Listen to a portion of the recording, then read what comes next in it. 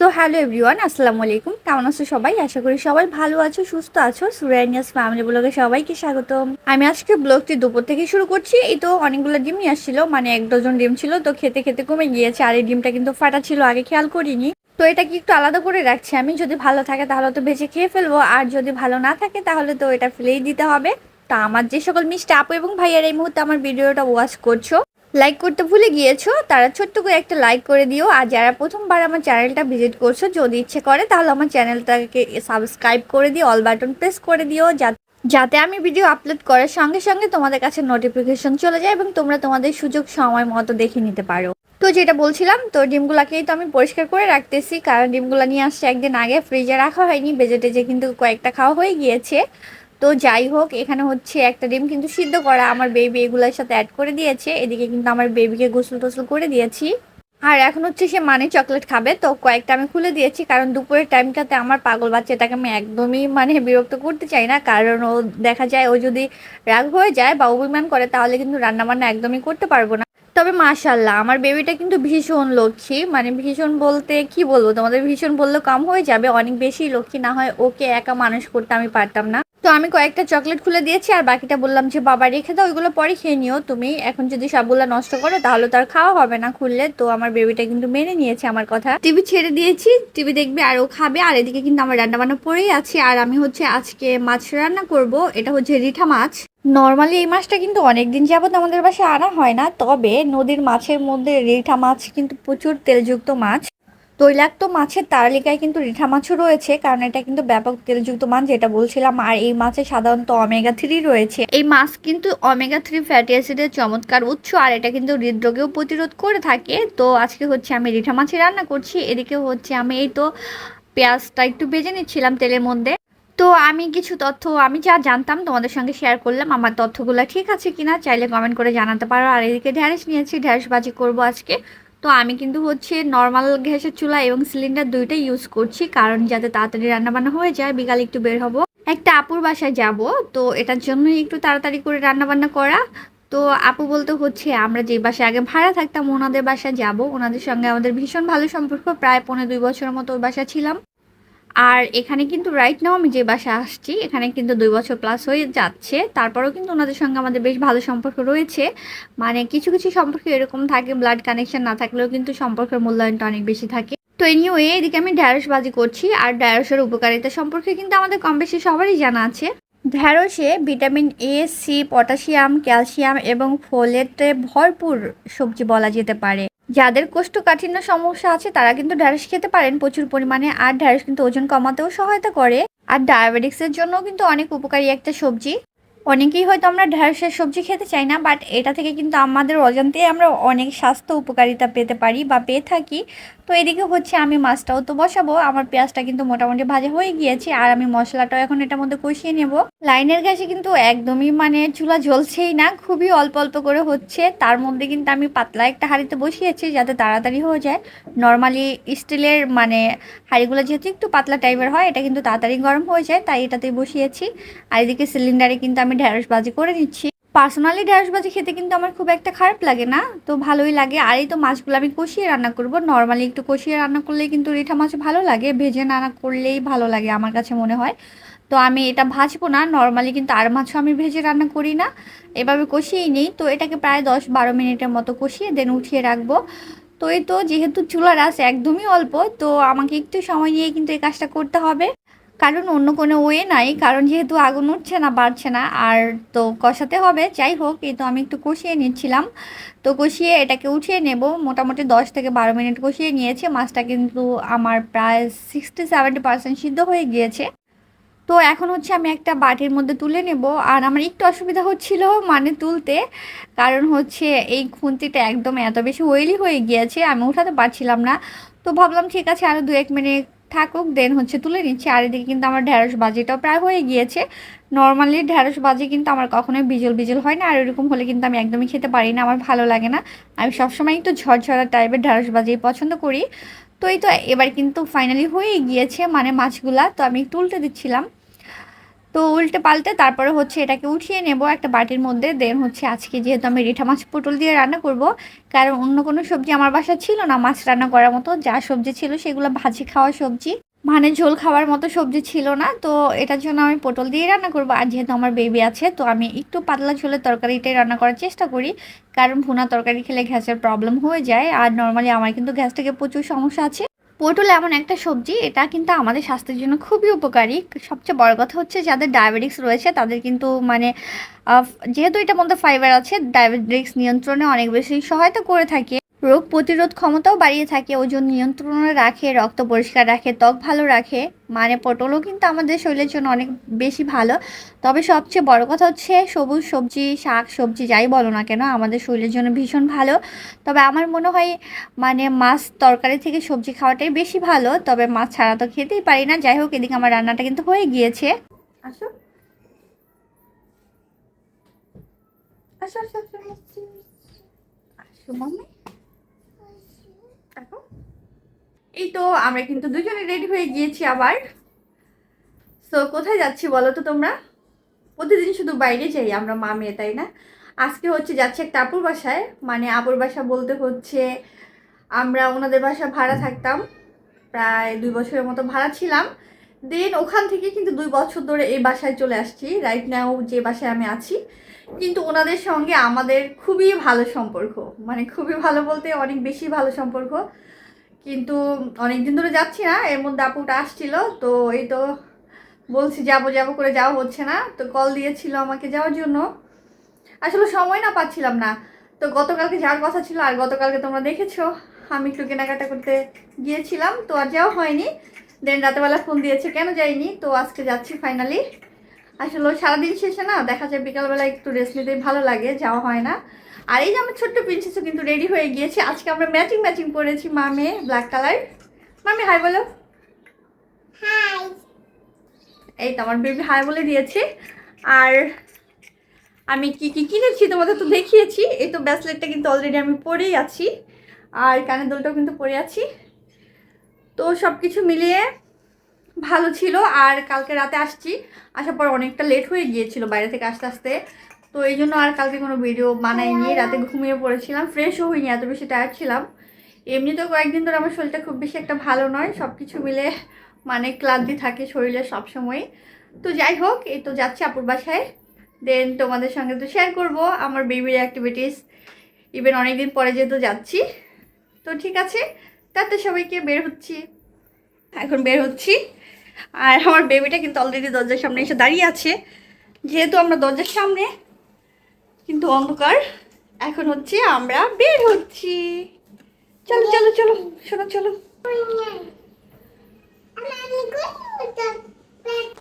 পরে পড়ো, হেল্প করে দিব। ওকে, পা দাও। হ্যাঁ, গুড। পা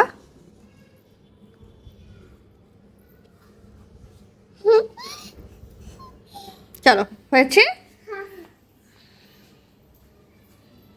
মামি তাকাও, এই পুতুলটা ওর সঙ্গে থাকবে। এটা হচ্ছে নিধির, ওর নাম কি বাবা? ক্যান্ডি ললিপপ মিমি, তাই না? হ্যাঁ, আমি তোমাকে কুলে নিতে পারবো না, আমার পা ব্যথা লাগে। আচ্ছা, আংটিটা মাম্মির হাতে দাও, মামির হাতে দাও, আংটিটা পরে যাবে। এই তো গুড। একটা আংটিও নিয়ে আসছে হাতে পরার জন্য।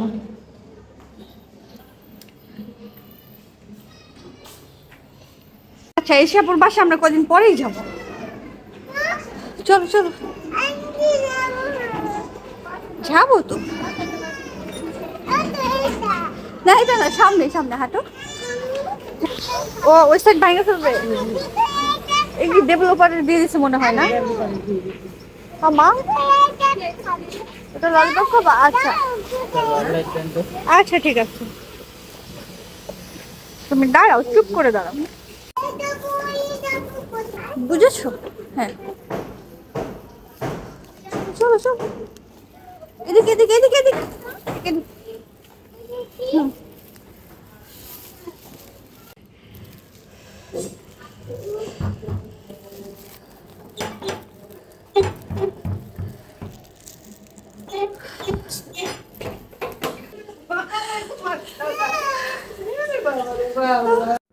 সিঁড়ি দিয়ে নামতে চাচ্ছিল না, মানে ওর নাকি পা ব্যথা লাগে। দেন আমি কিন্তু কুলে করেই নামাইছি, একটু মজা নিচ্ছিলাম যে তুমি একাই নামো, আমারও পা ব্যথা করে। যাই হোক, আর আপুদেরও কিন্তু 5 তলা বাসা, এখানেও কিন্তু ওকে কুলে করে উঠাইছি। তোমরা আবার ভেবো না হাঁটিয়ে আনছি আমার বাবুকে।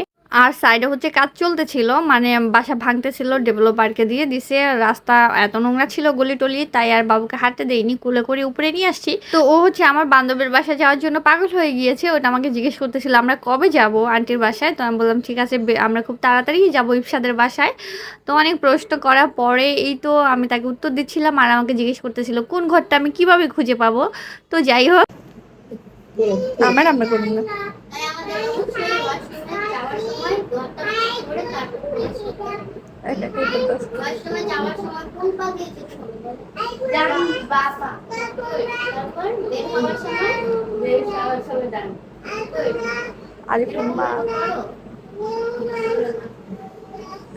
আমার স্কুলে ভর্তি করে দাও, আমি স্কুল যাবো। পাগল করে হেলা স্কুলে ভর্তি হওয়ার লেগে। কথা তো স্পষ্ট না, স্কুলে ভর্তি করবো কোথা শিখাতে আগে।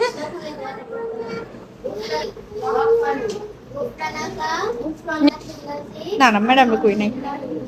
আফরিনের টিচার আসছে মানে আরবি পড়াতে। তো ও আর ওর কাজিন দুজন পড়তেছিল পাশে, কিন্তু আমার বেবিও বসে পড়েছে। আর ও কিন্তু গজল গাচ্ছিল, আলিফুন বা তাউনসা মানে এগুলো পড়তেছিল। যাই হোক, আমার কিন্তু বেশ ভালোই লাগতেছিল। তো আমার মেয়েরও কিন্তু অনেক টান আছে মানে আফরিনের উপরে, আর বিশেষ করে বাসাটার উপরে, আপুদের উপরে, কারণ ওর জন্ম কিন্তু ওখানেই হয়েছে। আর জন্মের পর কিন্তু প্রথম ওই বাসাতেই ছিল। তো সেই টানটা কিন্তু রয়েই গিয়েছে। যাই হোক, এদিকেই তো আমি যেহেতু আজকে চা খাইনি সারাদিন, আপু কিন্তু আমাকে অনেকগুলো চা দিয়েছে বড় একটা কাপে করে। তো চা বিস্কিট খাচ্ছি, তো আর গল্প করতেছিলাম সবাই মিলে। তো আপুকে বলতেছিলাম একটু কমিয়ে দেন চা। আমার বান্ধবী কিন্তু লাইনে ছিল, বলতেছিল তুই তো চা খোর, এই জন্য তোকে মনে হয় বেশি করে দিয়েছে। মানে ওর সঙ্গে ফোনে কথা বলতেছিলাম। আর এই তো আমার বেবিটা কিন্তু খেলতেছে আফরিনের সঙ্গে। আর আফরিন কিন্তু মাশাল্লাহ লম্বা হয়ে গিয়েছে আগের থেকে, মানে এখন আরও বাচ্চাদের মতো করে খেলতে চায় না।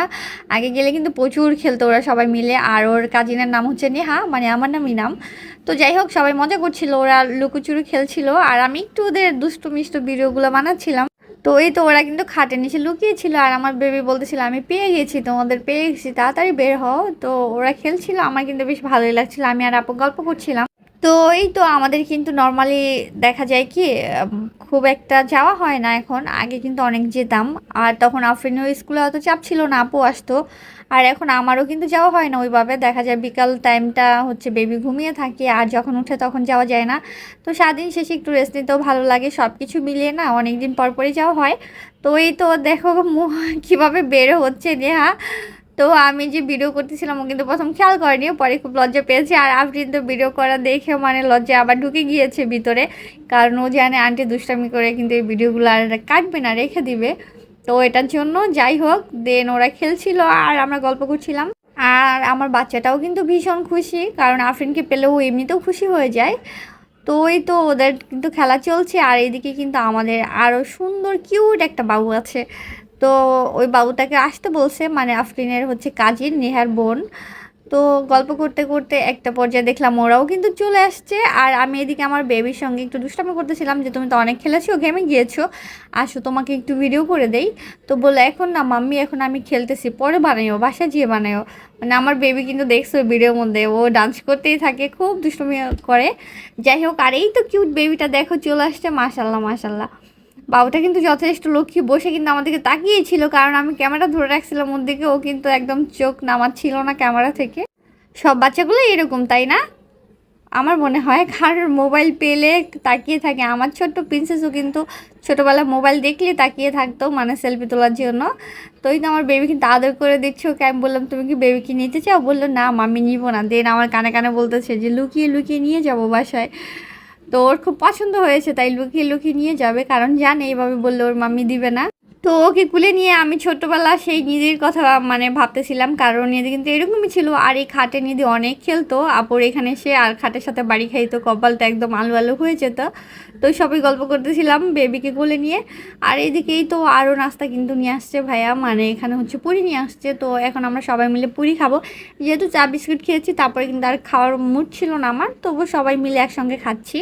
আর গল্প করছিলাম। সবচেয়ে বড় কথা হচ্ছে মানে ওনারা বাড়িওয়ালা, ওনাদের সাথে মিশলে না বোঝাই যায় না, কারণ বাসার সবাই অনেক বেশি আন্তরিক ছিল।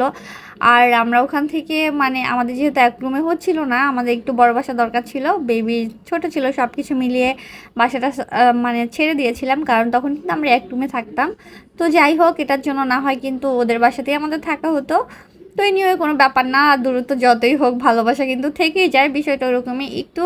আমাদের কিন্তু খুব দূরেও না বাসা, একই গলির মধ্যে। তো এই তো গলির এপাশ আর ওপাশ, খুব একটা সময়ও লাগে না যেতে।